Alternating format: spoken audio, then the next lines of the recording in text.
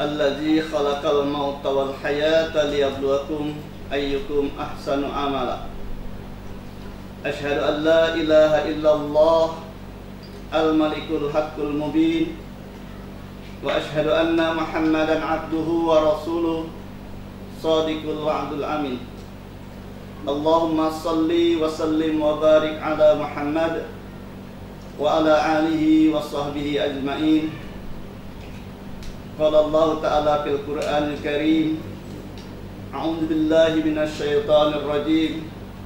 Bismillahirrahmanirrahim.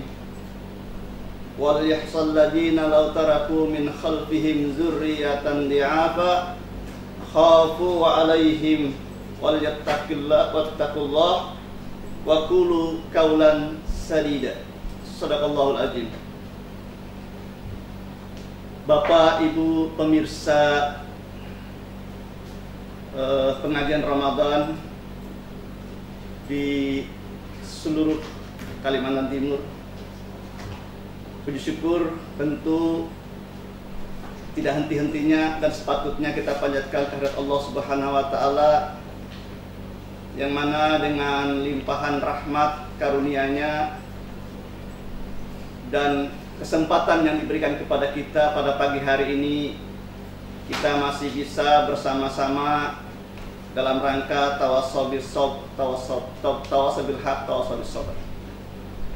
Saya bersyukur untuk pengajian Ramadan yang kita bagi pada 3 sesi ini, yaitu sesi pertama selama 5 hari adalah bagaimana kita memahami atau menyamakan visi pribadi menjadi visi organisasi menjadi visi pribadi kita, yang itu disampaikan oleh Ustadz kita Bapak Dr. Haji Agus Sukaja.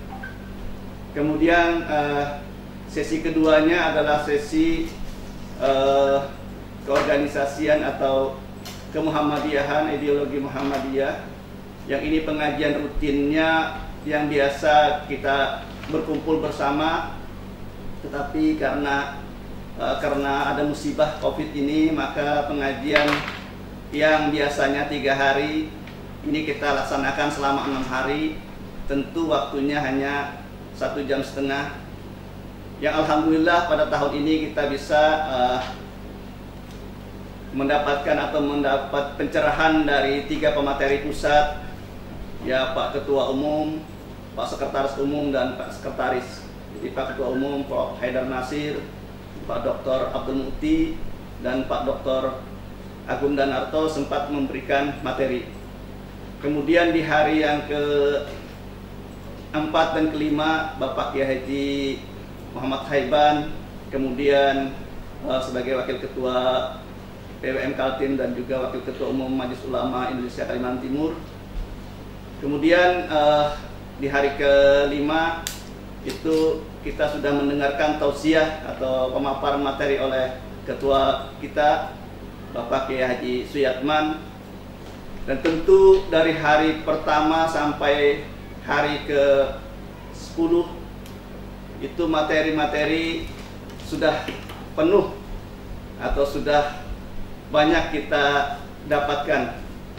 Nah, pada hari ini saya hanya fokus pada bagaimana berbicara mengenai kader. Dan tema yang diberikan kepada saya ini adalah keteladanan. Bagaimana seorang kader Muhammadiyah itu bisa mencontoh atau mengidolakan, menjadikan panutan. Tentu tidak ada contoh yang lain selain baginda Rasulullah Muhammad SAW. Kemudian secara organisasi kita juga mengikuti apa yang dicontohkan oleh pendiri Muhammadiyah Kiai Haji Ahmad Dahlan dan penerus-penerus beliau. Tentu hal ini kembali biasanya orang bertanya-tanya apa itu kader, nanti akan kita jelaskan. Karena banyak sekali orang yang mengatakan saya ini kader Muhammadiyah. Nah, kadernya seperti apa gitu kan? Jadi dalam sistem perkaderan Muhammadiyah itu ada 2 sistem perkaderan, dua sebutan untuk kader. yaitu kadar paripurna dan kadar berjenjang. Itu nanti akan kita sampaikan mengenai hal-hal berkenaan dengan apa yang itu disebut dengan kadar. Kemudian supaya ada yang bisa dilihat oleh bapak-bapak, saya akan share materi tentang kadar Muhammadiyah.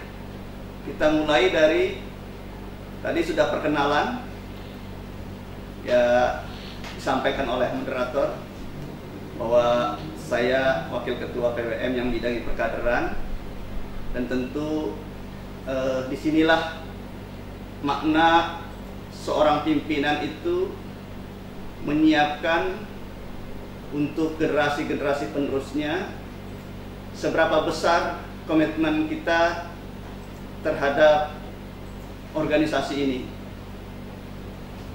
Dan tentu sebagaimana mukadimah yang saya bacakan tadi, Allah memberikan peringatan atau gambaran kepada kita begitu pentingnya sebuah harapan tentang ketakutan kita atau perhatian kita bagaimana setelah kita meninggal atau setelah kita sudah tidak lagi menjabat, apakah ada generasi-generasi penerus kita. Apakah ada kader-kader yang memiliki kompetensi seperti yang diharapkan oleh Muhammadiyah. Nah, tugas kita sebagai pimpinan tentu punya tanggung jawab mulai dari ranting sampai ke pusat. Dan semua tugas pimpinan tentu tidak bisa dilaksanakan oleh pimpinan.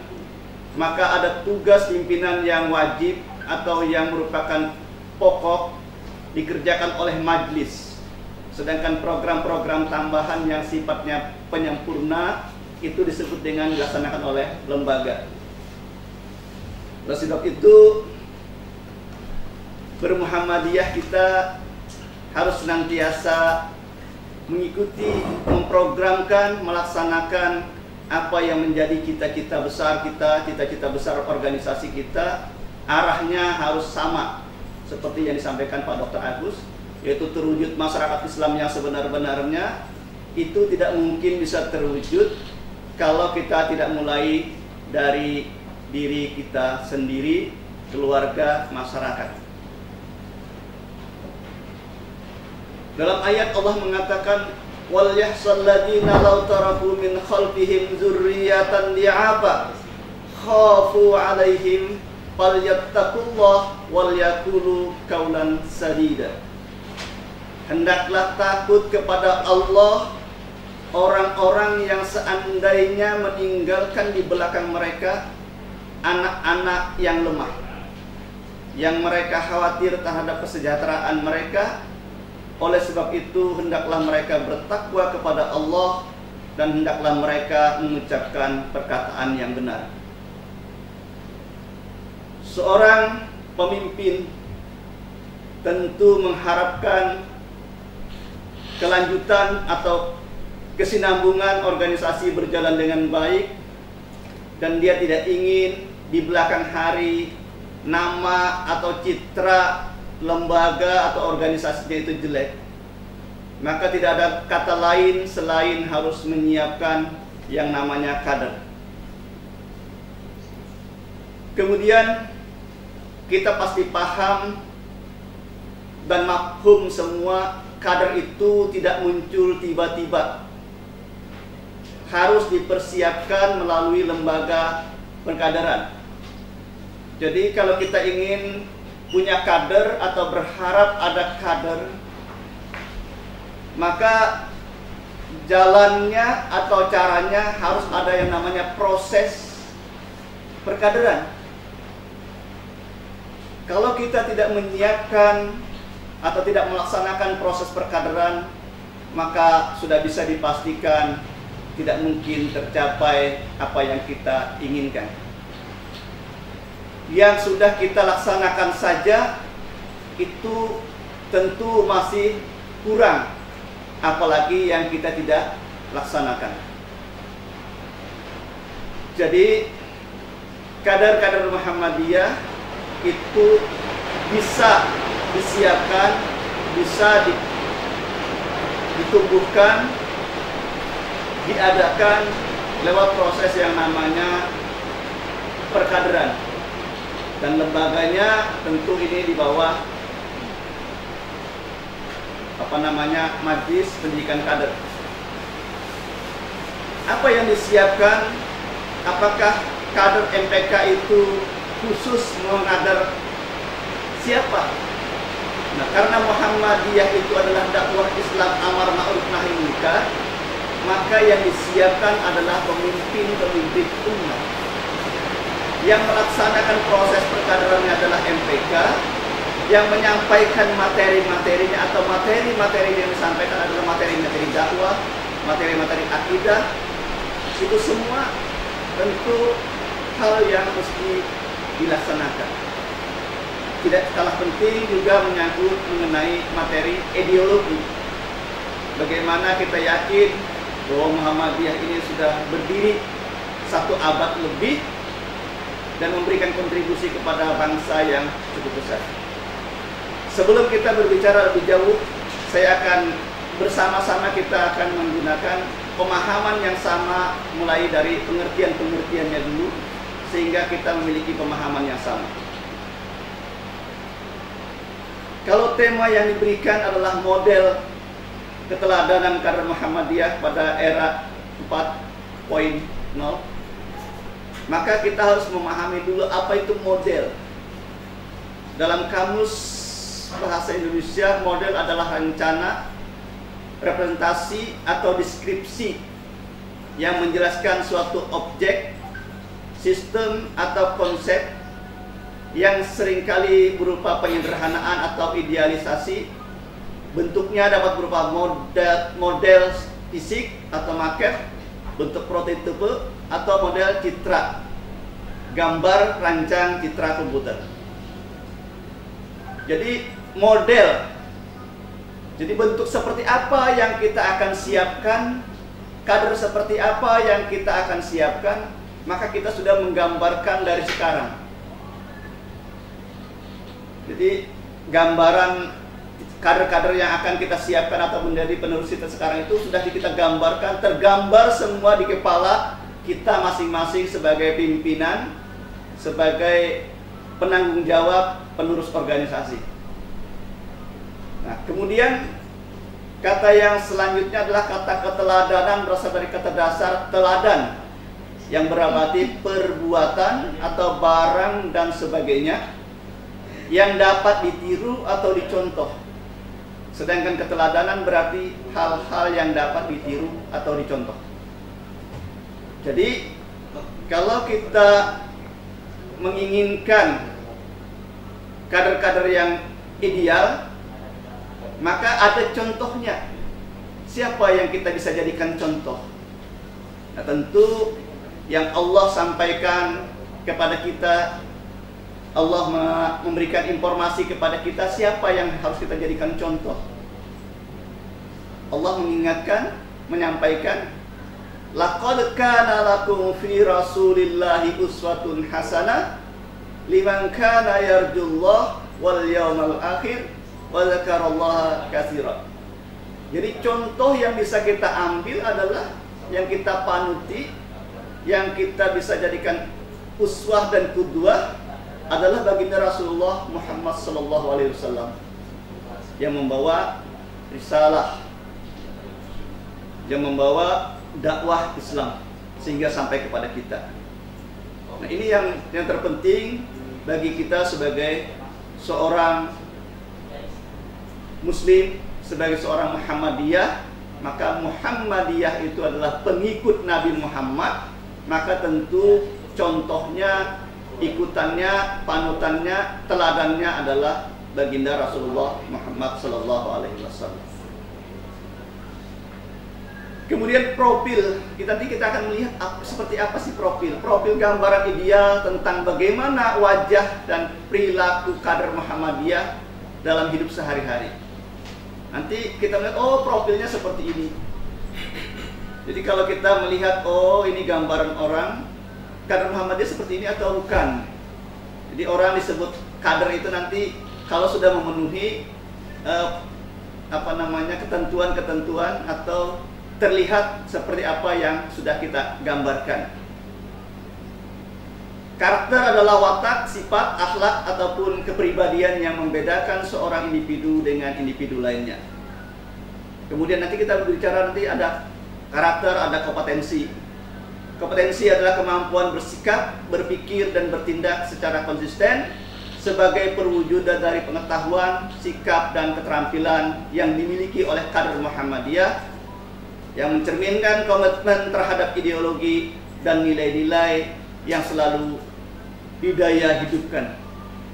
Jadi ini saya ambil dari SPM 2015 halaman 80. Jadi Muhammadiyah atau yang dalam hal ini mengurusi perkaderan adalah MPK, maka ada buku yang namanya SPM. Sudah ada dibuat sistem perkaderan Muhammadiyah, ada sistemnya, ada jenjangnya, ada prosedurnya, ada materi-materinya.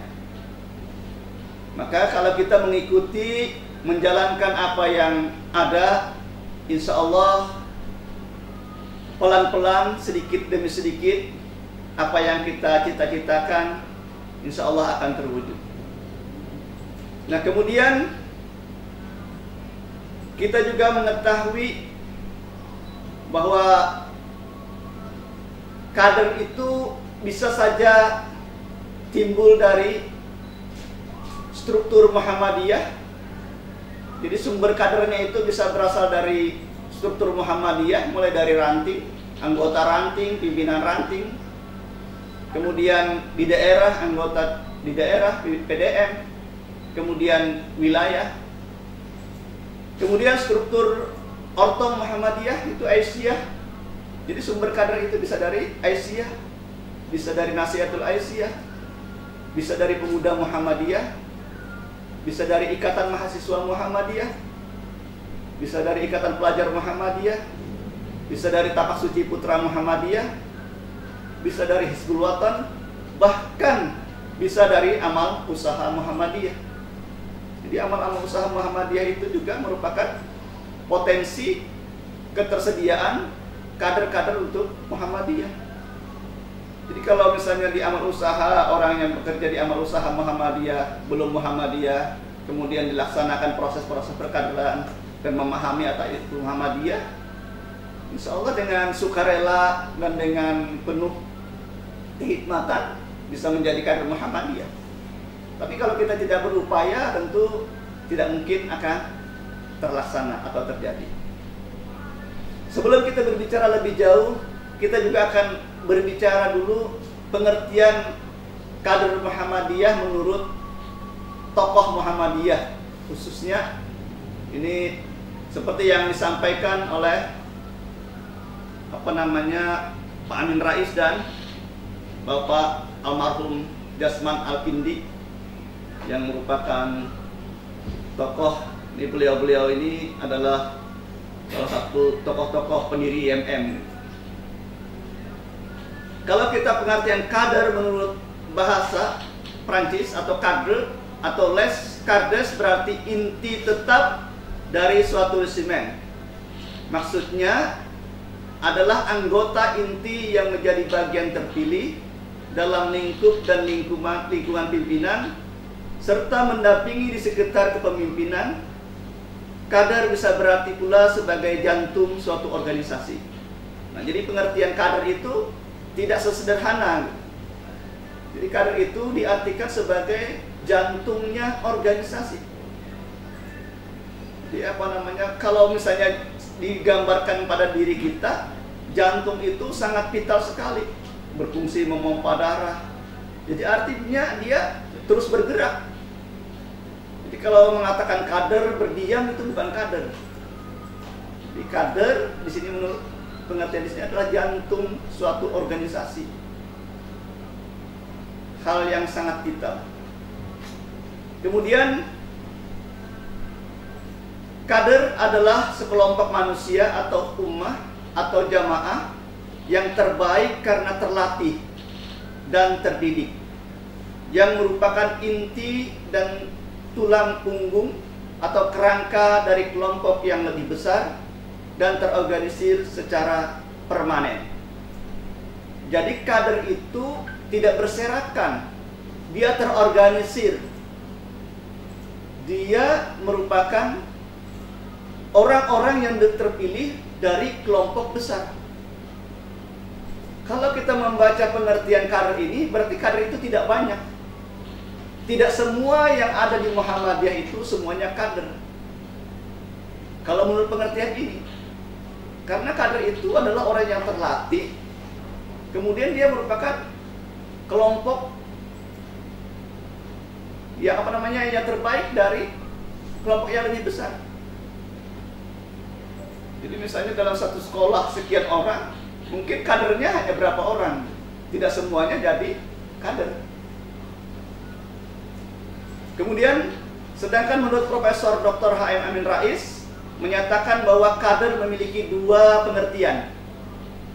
Pengertian yang pertama, kader adalah sejumlah manusia yang terorganisir secara permanen, yang menjadi suatu guru dari kesatuan yang lebih besar. Jadi terorganisir dan merupakan suatu guru dari kesatuan yang lebih besar. Jadi berarti kader itu sedikit kecil, tidak semuanya. Nah, kalau kita berbicara misalnya di negara, elitnya TNI, kita tahu TNI kan, orang-orang elitnya di TNI itu ada Kopassus. Nah, Kopassus itu adalah elitnya TNI. Kalau di kepolisian misalnya ada Brimob, atau sekarang ada Densus 88 misalnya untuk menangani teror. Itu orang-orang elit di sana. Nah, seperti itulah kader Muhammadiyah. Kader itu sedikit, terlatih, terdidik. Jadi tidak semuanya adalah disebut kader. Ini menurut pengertian yang pertama. Kemudian pengertian yang kedua, kader yaitu kaum remaja atau kaum muda yang akan melanjutkan estafet perjuangan dari organisasi yang bersangkutan. Jadi kader itu ya bisa juga berarti generasi penerus atau remaja-remaja atau orang-orang muda yang akan melanjutkan estafet kepemimpinan. Jadi ada dua pengertian kader tadi, penerus atau elit menurut Pak Amin Rais.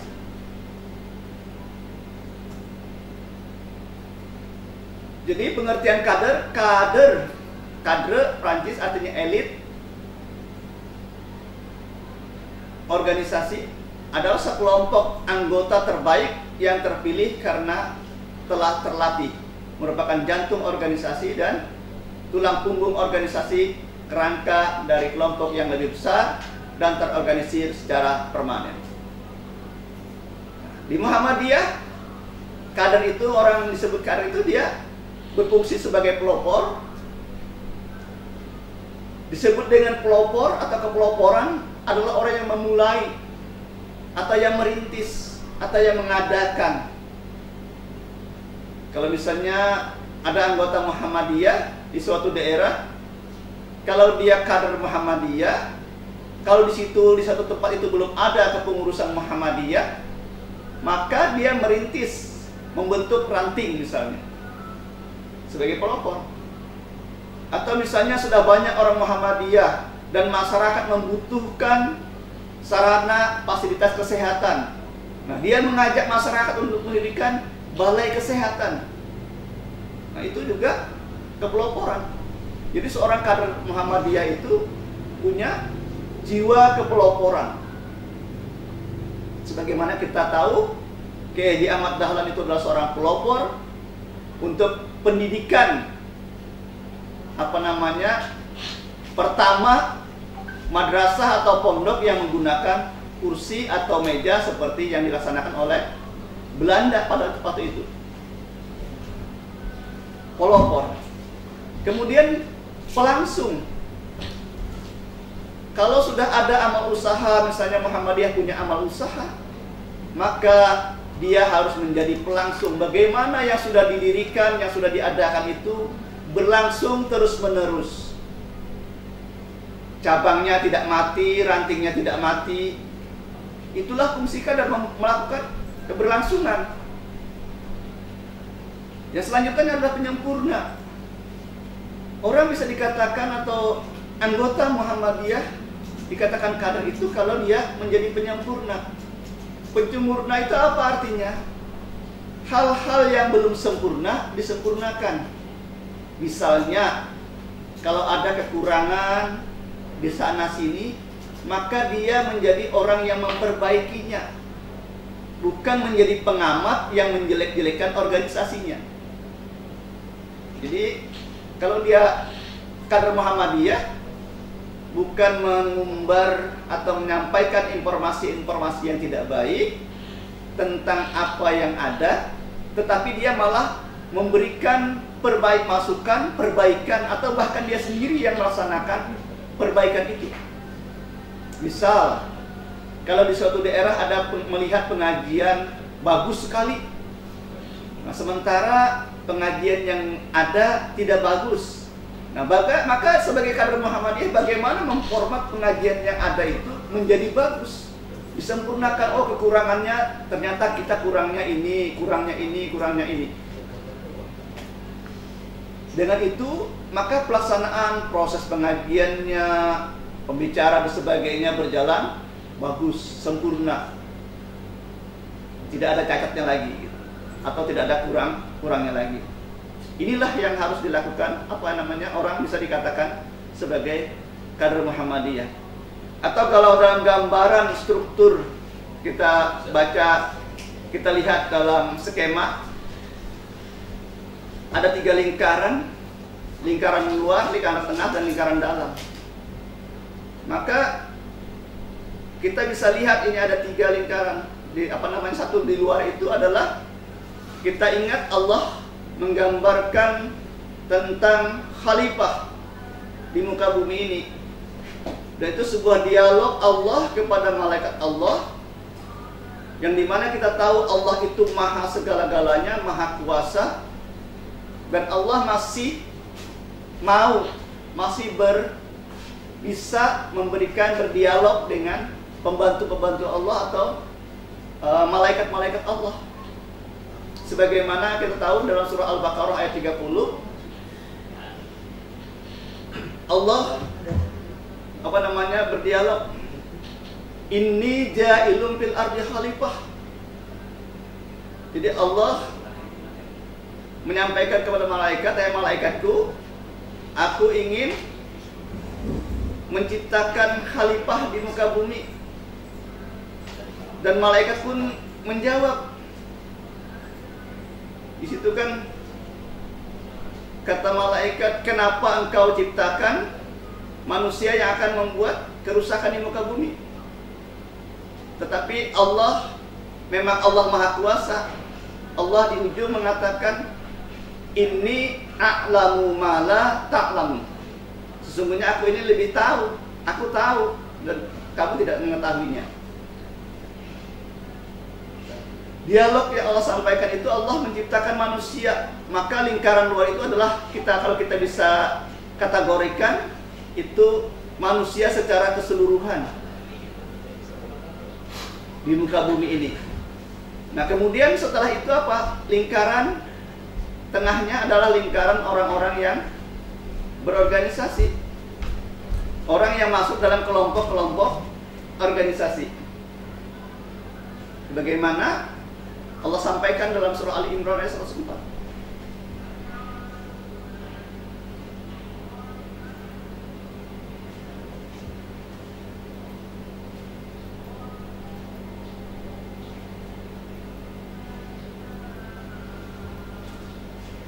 Wal takum minkum ummatun yad'una ilal khair ya'muruna bil ma'ruf wa yanhauna 'anil munkar wa ulaika humul muflihun.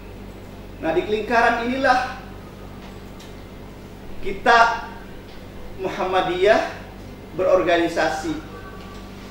Karena ini Kiai Ahmad Dahlan memahami surah Ali Imran ayat 104 ini bukan hanya hendaklah ada di antara kamu segolongan umat, tapi Kiai Dahlan memahami ayat ini adalah sebuah perintah atau PL amar yang berarti adakanlah di antara kamu segolongan umat yang menyeru kepada yang ma'ruf dan mencegah dari yang munkar. Jadi lingkaran kedua atau lingkaran ini adalah orang-orang yang berorganisasi. Kalau di Muhammadiyah adalah warga Muhammadiyah, orang-orang yang masuk di Muhammadiyah. Nah, kemudian lingkaran tengahnya surah Ali Imran ayat 110, kuntum khaira ummatin ukhrijat linnas ta'muruna bil ma'ruf wa tanhauna 'anil munkar wa tu'minuna billah. Jadi kader atau orang yang dikatakan mengaku kader, maka dia adalah kuntum khaira ummah, umat yang terbaik. Jadi umat yang terbaik itu digambarkan dalam ayat ini. Orang terbaik itu kita ambil dari belakang, tu'minuna billah, dia beriman kepada Allah dulu. Jadi imannya betul-betul iman kepada Allah. Kemudian dia harus ada yang namanya menyeru, ada dakwahnya. Tapi kalau dia hanya beriman untuk dirinya sendiri saja, tidak pernah mau berdakwah, padahal Rasulullah memerintahkan kepada kita semua, balighu anni walau ayat. Artinya satu ayat pun yang kita dapatkan, ya harus kita dakwahkan. Maka orang yang bisa dikatakan umat terbaik itu orang umat yang menyeru, pendakwah, menyeru kepada kebaikan. Sebelumnya dia adalah orang beriman. Nah, bagaimana kita sebagai seorang pimpinan atau komitmen terhadap organisasi kita ini? Maka komitmen Perserikatan terhadap perkaderan adalah bagaimana keputusan musyawarah di tiap tingkat yang menyangkut perkaderan. Jadi kalau ada permusyawaratan di semua tingkatan, di semua level, harus ada keputusan-keputusan yang menyangkut atau menggagas atau merencanakan yang namanya perkaderan. Ya, salah satunya seperti kalau tadi dikatakan kader tadi adalah generasi muda, berarti yang muda tadi diberi kesempatan untuk melakukan kerja-kerja atau tugas-tugas yang diamanahkan kepadanya. Jadi ada tugas-tugas yang diamanahkan kepadanya sebagai latihan. Jadi kalau misalnya kita tidak menganggap bahwa kita ini paling bisa, tetapi bagaimana orang itu diberi amanah untuk berupaya untuk menjadi orang profesional. Orang profesional itu dimulai dari pelatihan-pelatihan. Tidak ada orang yang profesional langsung profesional gitu, tanpa ada pelatihan-pelatihan. Nah, proses perkaderan atau latihan perkaderan itu adalah proses bagaimana menjadikan orang menjadi kader. Kemudian agenda rapat selama setahun atau satu periode tentang perkaderan. Apakah ada dalam agenda rapat kita membahas bagaimana menyiapkan kader, atau bagaimana pembahasan-pembahasan mengenai perkaderan, atau bagaimana kita melakukan proses perkaderan dalam rangka seperti yang diharapkan? Seperti materi pertama itu adalah menyamakan visi dan misi kita, misi pribadi dengan misi organisasi, agar dalam berorganisasi itu kita tidak salah. Ya, maksudnya begini, kitanya begini. Karena dalam berorganisasi Ya, setiap orang itu punya pikiran masing-masing. Karena dengan latar belakang pendidikannya, latar belakang sukunya, latar belakang kebiasaan pergaulannya. Nah, begitu masuk di organisasi, tentu kalau tidak memahami apa yang menjadi visi dan misi organisasi, tidak mungkin bisa sama.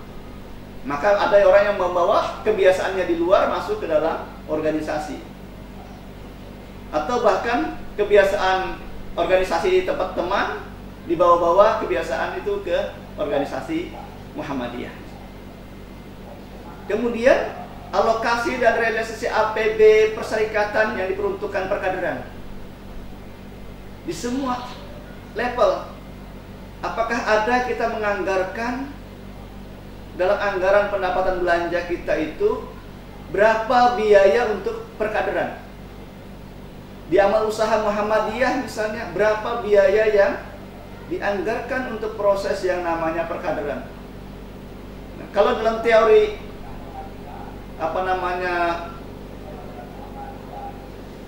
dunia usaha ada dua.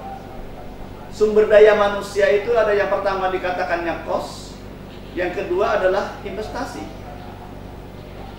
Nah, kalau kita beli Muhammadiyah berarti perkaderan itu adalah anggaran-anggaran investasi.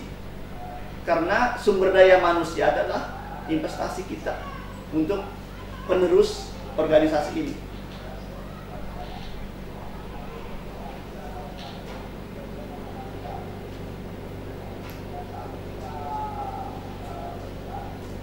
Lalu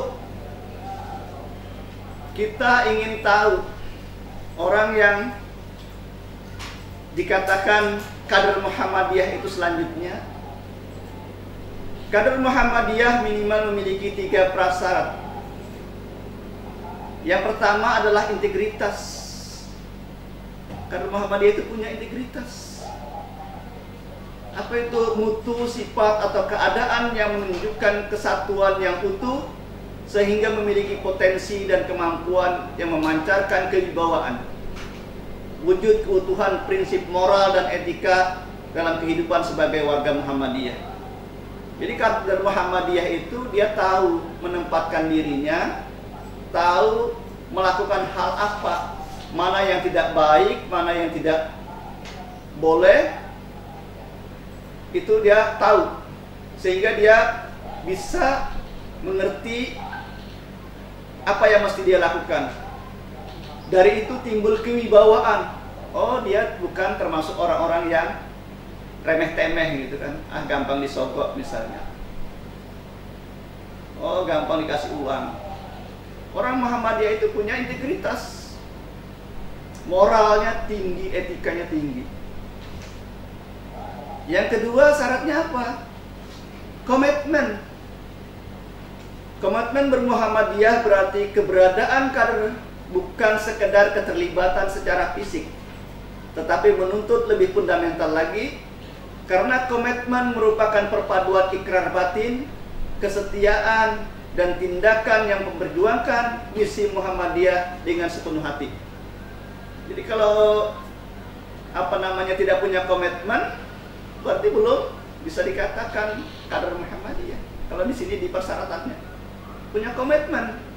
Jadi tidak hanya sebatas omongan di luar, oh saya ini orang Muhammadiyah, saya ini kader Muhammadiyah, tetapi batinnya tidak menyatu, tidak ada bukti konkret yang mencirikan kalau dia itu Muhammadiyah.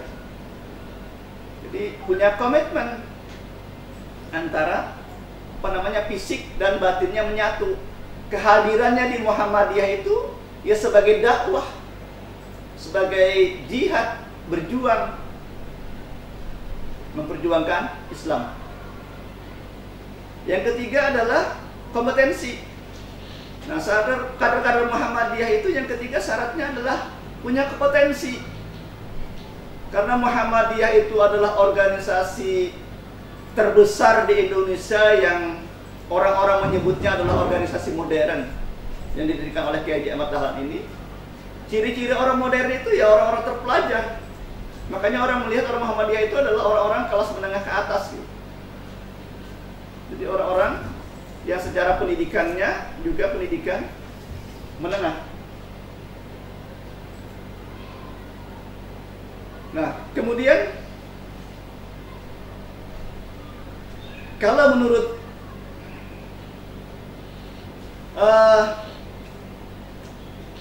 Allah yarham Profesor Yunahar Ilyas yang saya ambil dari ibtime.id, itu beliau menyampaikan ada karakter yang dimiliki oleh orang Muhammadiyah atau kader Muhammadiyah itu minimal memiliki 10 karakter. Ini 10 karakter minimal yang dimiliki oleh kader Muhammadiyah. Yang pertama adalah al-fahmu, yang kedua al-ikhlas, yang ketiga al-amal, kemudian al-jihad, at-tadi'ah, al-jamaah, at-ta'ah, al-ukhuwah, as-sabat, dan at-tajarud. Ini menurut beliau. Ya, penjabarannya masing-masing sudah dijabarkan beliau, bahkan dalam YouTube beliau juga. Kalau kita mau di YouTube ada 10 karakter orang Muhammadiyah. Itu bisa kita tonton kembali penjelasan secara rinci.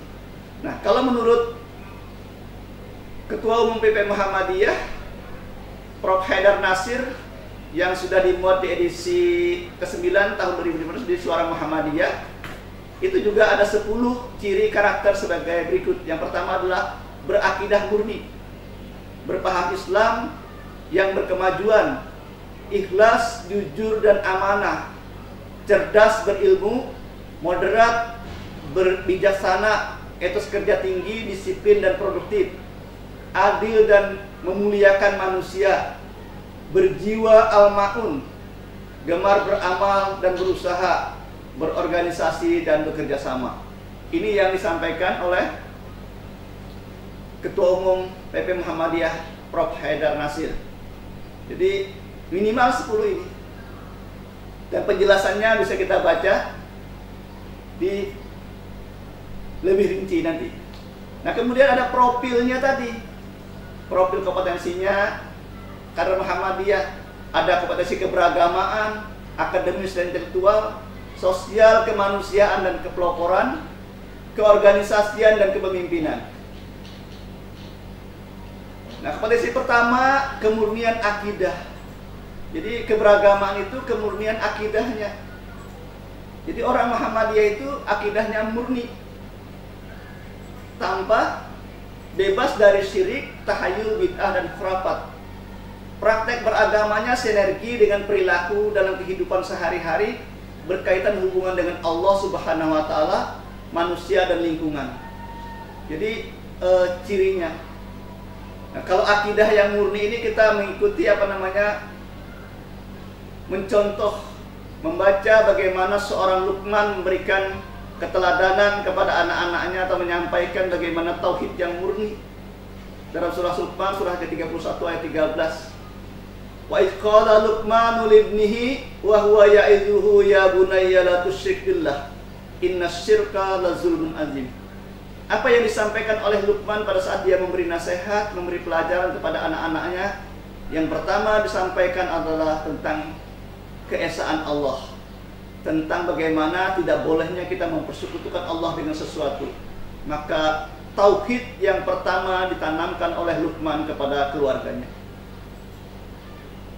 Yang kemudian adalah taat beribadah. Tentu kemarin sudah kita dengarkan, kita lanjut saja bagaimana Pak Dr. Agus Sukaca menjelaskan ketaatan beribadah ini dengan tertibnya. Kemudian istiqomah, kuat dalam prinsip, memiliki idealisme tinggi, tidak mudah goyah, tidak mudah terpengaruh, teguh pendiriannya. Jadi orang Muhammadiyah itu akidahnya istiqomah, tidak misalnya hari ini beriman besok tidak gitu. Istiqomah. Jadi innal ladzi, katanya kan itu kan dikatakan dalam Al-Qur'an, Allah mengingatkan innal ladzina qalu rabbunallah summastaqamu. Jadi orang-orang Muhammadiyah itu anaknya adalah orang-orang yang mengatakan Tuhan saya adalah Allah dan istiqomah, beristiqomah. Jadi tidak ada lagi goyah atau bimbang, teguh dia. Kemudian terakhir ikhlas. Muhammadiyah besar sampai sekarang masih hidup, masih bisa memberikan kontribusi, itu karena adanya keikhlasan dari kader-kader atau orang-orang Muhammadiyah, pimpinan-pimpinan Muhammadiyah. Orang-orang yang berkhidmat di Muhammadiyah ini adalah orang-orang yang ikhlas tanpa pamrih. Makanya Kiai Ahmad Dahlan memberikan semboyan yang menjadi moto Muhammadiyah. Hidup-hidupilah Muhammadiyah, jangan mencari hidup di Muhammadiyah. Kemudian ada moto lagi, sedikit bicara, banyak bekerja. Jadi orang Muhammadiyah itu siapa menanam dia siapa menanam dia menuai gitu. Itu yang dilakukan oleh Muhammadiyah. Motonya luar biasa. Jadi kalau kita berbuat, melakukan pekerjaan, keikhlasan dengan penuh, insya Allah pahalanya dari Allah akan dapat. Selain dari Allah, di dunia pun sudah dapat. Mungkin ini sementara, nanti akan kita lanjutkan dengan diskusi yang lebih lanjut. Kurang lebihnya saya mohon maaf. Billahi fisabilil haq wastabiqul khairat. Nasrun minallah wa qarib wa basiril mu'minin. Assalamualaikum warahmatullahi wabarakatuh.